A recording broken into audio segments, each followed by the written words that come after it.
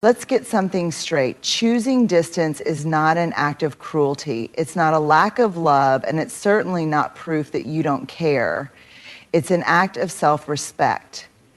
But here's the thing, people don't like it when you start prioritizing yourself. They'll call you cold, detached, heartless. Why?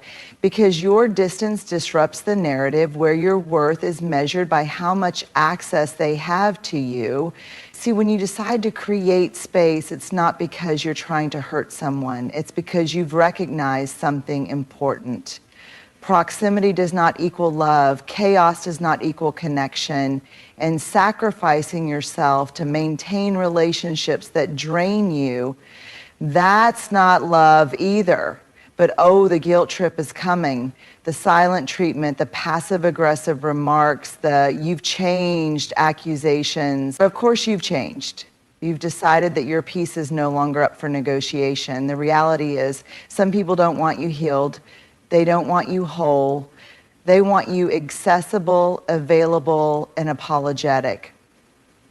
They are mad, not because you don't care, but because they can no longer use your time, your energy, your kindness for their own comfort. And that's the shift when you stop engaging in unhealthy cycles, when you stop justifying yourself, when you realize that not everyone deserves access to you, so let them be mad, let them misunderstand. You don't owe anyone an explanation for choosing yourself. The people who truly care, they won't resent your boundaries, they'll respect them. Let's talk about boundaries, not as walls to keep people out, but as doors that allow the right people in. Boundaries are not selfish, they are not cruel, they are an act of self-respect. A declaration that says, I value myself enough to protect my time, my energy, and my emotional well-being. But the moment you start setting boundaries, something interesting happens. Some people get uncomfortable. They push back. They question you. They make you feel like you're doing something wrong, like you're being unfair or distant. Why? Because your boundaries disrupt their access to you, and for a long time they benefited from that access without restrictions. See, when you don't have boundaries, you allow everyone in. You give, you stretch, you bend, and you accommodate. And at first it feels like love, like connection, like being a good person. But over time you start to feel drained, resentment builds. You begin to notice how much you pour into others while leaving yourself empty. And that moment when exhaustion meets awareness is when you realize that something has to change. That change is boundaries. Setting boundaries is a way of telling yourself, I am worthy of protection. My mental and emotional well-being matter just as much as anyone else's. It's about recognizing that you are not an emotional landfill where people can dump their problems without consideration for how it affects you. You are not an endless source of energy that people can drain without reciprocation. And here's the hardest truth. The people who resist your boundaries the most are often the ones who benefited the most from you not having them. They'll call you selfish, distant, or uncaring, but let's be clear. Choosing yourself is not an act of betrayal. It's an act of survival. You cannot pour from an empty cup. You cannot continue to be available to everyone all the time at the expense of yourself. True love, real friendships, and healthy relationships do not demand self-sacrifice as proof of loyalty. The people who truly care about you will respect your boundaries, not resent them. So if someone gets upset because you choose to protect your peace, let them. If they accuse you of being different, take it as a compliment. Growth looks like selfishness to people who benefited from your self-abandonment. At the end of the day, your boundaries are not about controlling others. They are about honoring yourself. They are about creating space for relationships that nourish you rather than deplete you. They are a statement that says, I am worthy of the same love, care, and respect that I so freely give to others. And that is not something to apologize for. Rejection is one of the hardest things for people to process. It doesn't matter if it's a romantic breakup, a friendship drifting apart, a family member setting boundaries, or even a professional setback. Rejection stings. It triggers something deep within us, something primal. Because as human beings, we are wired for connection. But here's the uncomfortable truth. Rejection is not always about the person being rejected. Sometimes it's about the person who is choosing distance. And that's what people struggle with the most. Not just the fact that you are stepping away, but the fact that you have a choice in the matter. See, when you create distance, when you say, I no longer want to engage in this dynamic, people don't just hear, I need space. They hear, I don't choose you, and that is hard for them to accept. Why? Because deep down we all want to be chosen, we want to be wanted, we want to feel like we matter to someone else. So when someone sets a boundary, even if it's healthy and necessary, it can feel personal, it can feel like rejection, and rejection often breeds resentment. That's why people lash out. That's why they get angry when you walk away. That's why they say things like, you don't care, you've changed, you think you're better than us, because it's easier for them to villainize you than it is to sit with the discomfort of being on the receiving end of distance. But here's where it gets complicated. People don't always recognize their own role in the situation. They don't reflect on the ways they may have contributed to your need for distance. They don't ask themselves, did I cross a boundary? Did I take too much without giving back? Did I make them feel drained, unappreciated, or disrespected? Instead, they go into defense mode because it's easier to be mad at you for leaving than it is to examine why you left. But here's what you need to understand. Their struggle with rejection is not your responsibility to fix. You are not obligated to shrink yourself or stay in unhealthy spaces just to make someone else feel comfortable. You are not responsible for how they process your decision to choose yourself. The people who truly value you will not make you feel guilty for setting boundaries.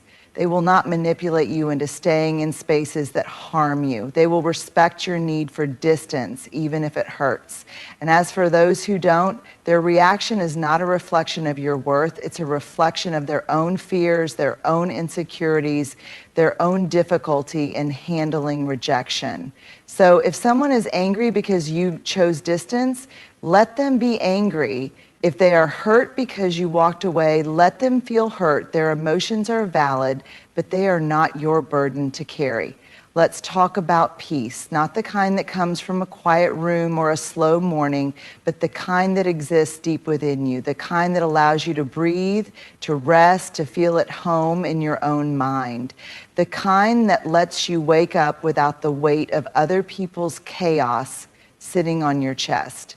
That peace, that is yours, and it is not up for negotiation. But here's the problem. Too many people think your peace is something they get to bargain with. They think it's something they have a say in.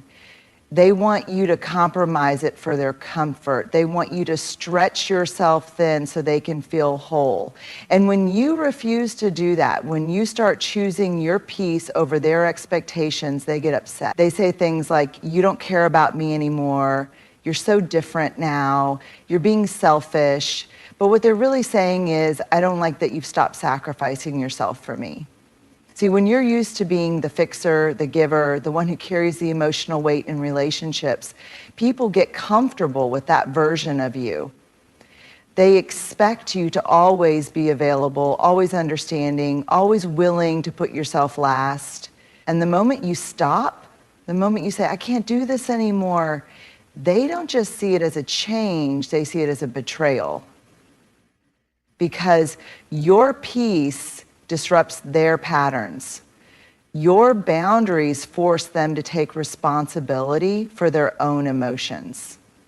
And not everyone is ready for that level of accountability. But here's what you need to understand.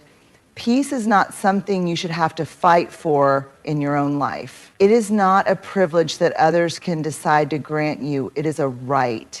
It is the foundation of your well-being, and if someone is constantly disrupting it, draining it, or demanding that you trade it for their comfort, that is a red flag. You don't owe anyone unlimited access to you. You don't have to explain why you no longer tolerate dysfunction, drama, or disrespect. You don't have to prove that your peace is worth protecting, because here's the truth. Your peace is not selfish. Your peace is not up for discussion. Your peace is not a group decision. It is yours. And you are allowed to protect it, even if it means disappointing people, even if it means walking away, even if it means being misunderstood. The people who truly love and respect you will never ask you to sacrifice your peace to keep them comfortable. They will understand that your well-being matters just as much as theirs. And as for the ones who don't, let them be upset, let them talk, let them misunderstand you. Guilt is one of the most powerful emotions a person can experience. It has the ability to make you question yourself, to make you doubt your choices, and most dangerously, to make you betray yourself just to ease someone else's discomfort. And that's exactly why some people use guilt as a tool of control. When you start setting boundaries, when you start prioritizing your well-being, when you finally say enough is enough, some people won't try to respect your decision. They'll try to make you feel guilty for it, because if they can make you feel guilty, they can make you bend, they can make you compromise, they can make you come back to the version of yourself that was more convenient for them. It sounds like, after everything I've done for you, this is how you treat me? Wow, you've really changed. You used to care.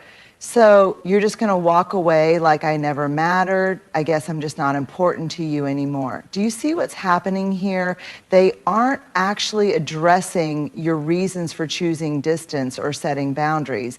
They aren't taking accountability. They aren't asking how they can be better. Instead, they're shifting the focus onto you, making you feel like the bad guy, making you question whether you're being too harsh, making you wonder if you're the problem. But let's get one thing straight. Setting boundaries is not a betrayal. Protecting your peace is not cruelty. Walking away from dysfunction is not selfish. Yet guilt is powerful. And for a long time, you might have been conditioned to respond to it, to believe that love means endless sacrifice, that caring for people means always saying yes, that being a good person means never disappointing anyone. But ask yourself this: who benefits from you believing that? Because it's certainly not you. People who truly love and respect you will not try to guilt you into staying in situations that hurt you. They will not manipulate your emotions to keep control over you. They will not make you feel like you owe them your time, your energy, your peace just because of history or obligation. The people who use guilt as a weapon do it because they know it works. They know that if they can make you feel bad enough, you'll stay. You'll over-explain. You'll apologize for things that don't require an apology. You'll exhaust yourself trying to prove that you're still a good person. But let me tell you something. You do not have to prove your goodness by destroying yourself for other people. Real love is freedom, not guilt. Real love is understanding, not obligation. Real love is respect, not manipulation. So the next time someone tries to make you feel guilty for choosing yourself, pause, ask yourself, am I really doing something wrong, or are they just upset that they can't control me anymore? And then remind yourself of this truth: you are not responsible for managing other people's emotions at the expense of your own well-being. Let them be upset, let them misunderstand, let them say what they want, because your life is not a contract that binds you to suffering just to keep other people comfortable. You deserve to live in peace. And anyone who tries to use guilt to control you was never truly supporting you in the first place. Caring and engaging are not the same thing, but for some reason, people think they are. They assume that if you love someone, you must always be available, always be involved, always be willing to engage, no matter how exhausting, chaotic, or unhealthy the situation may be. But here's the truth. You can care deeply about someone and still choose not to participate in their dysfunction. You can love someone and still keep your distance. You can have empathy for someone's struggles without making them your own. Not everyone understands this, though. When you decide to disengage, when you stop entertaining the same conversations, the same arguments, the same patterns, people take it personally. They think your choice to step back means you don't care.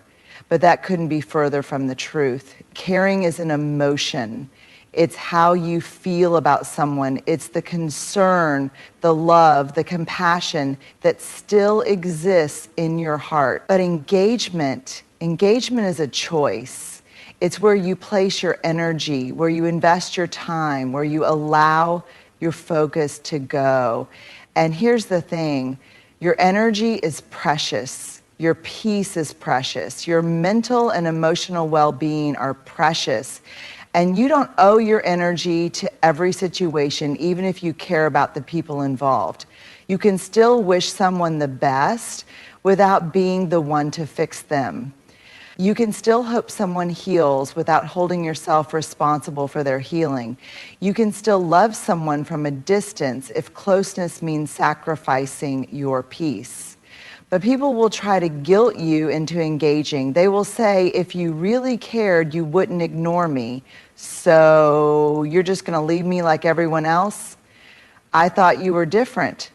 Wow, I guess I don't matter to you anymore. What they really mean is, I don't like that you are no longer making me your responsibility. And here's what you need to understand.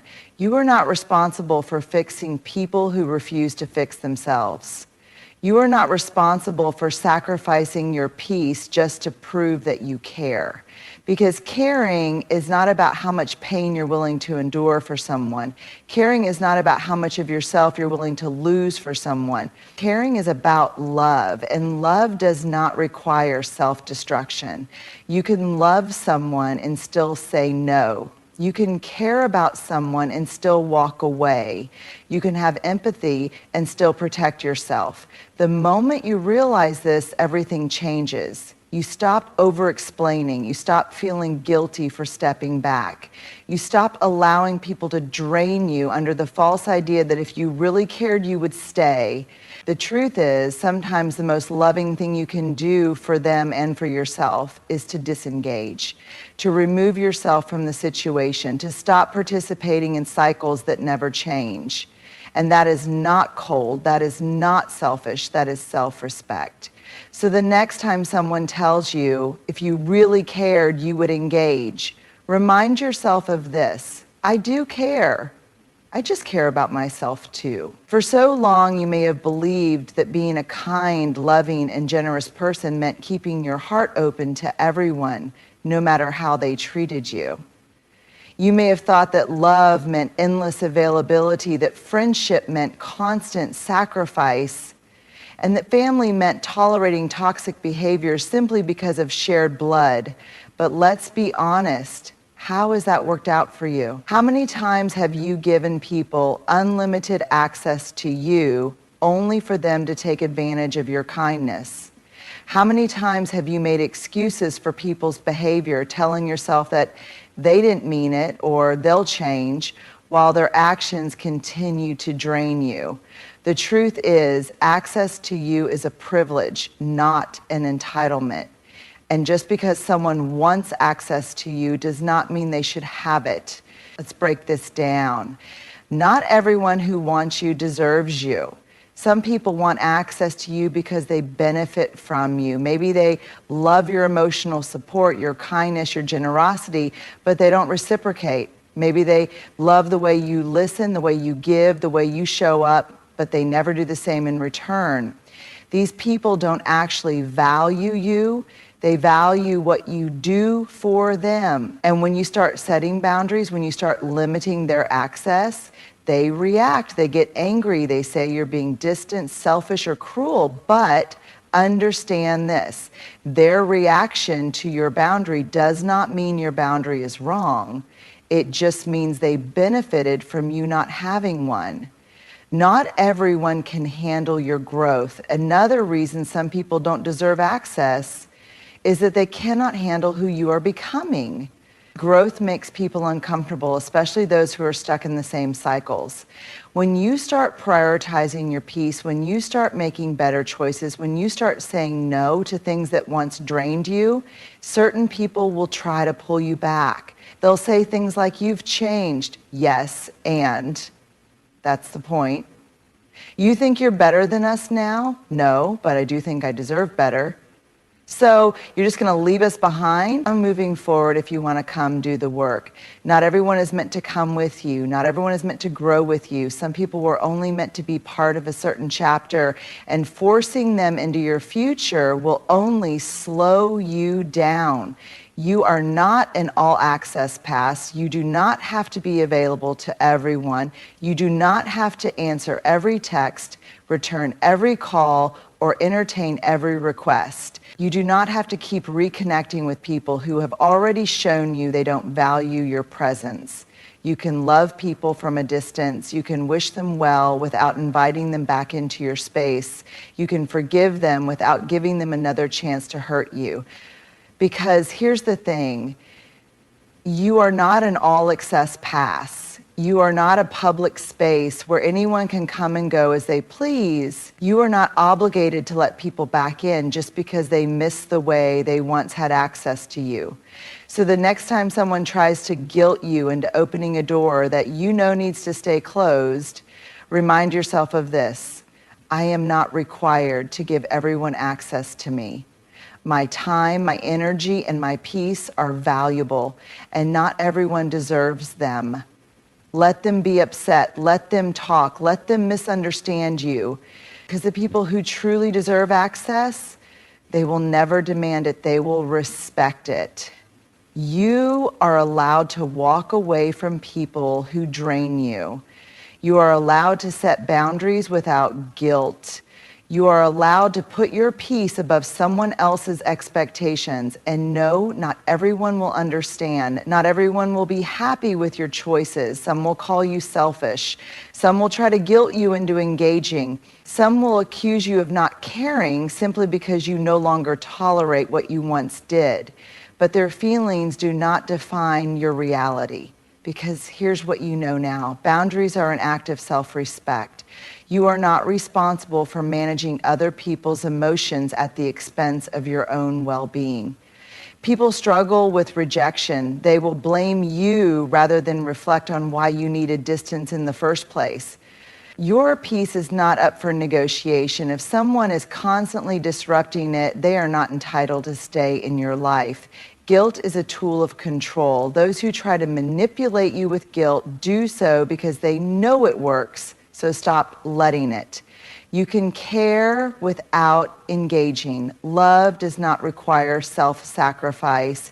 You can wish someone well without allowing them to drain you. Not everyone deserves access to you.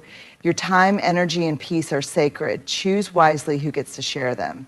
You do not owe anyone an explanation for choosing yourself. You do not have to apologize for protecting your heart, your energy, and your mental well-being. So let them be mad, let them misunderstand you, let them say whatever they need to say, because at the end of the day, you know your truth, and your truth is this: you are done shrinking yourself to make others comfortable. You are done sacrificing your peace for people who don't respect it. And from now on, you are choosing you. And that is nothing to feel guilty about.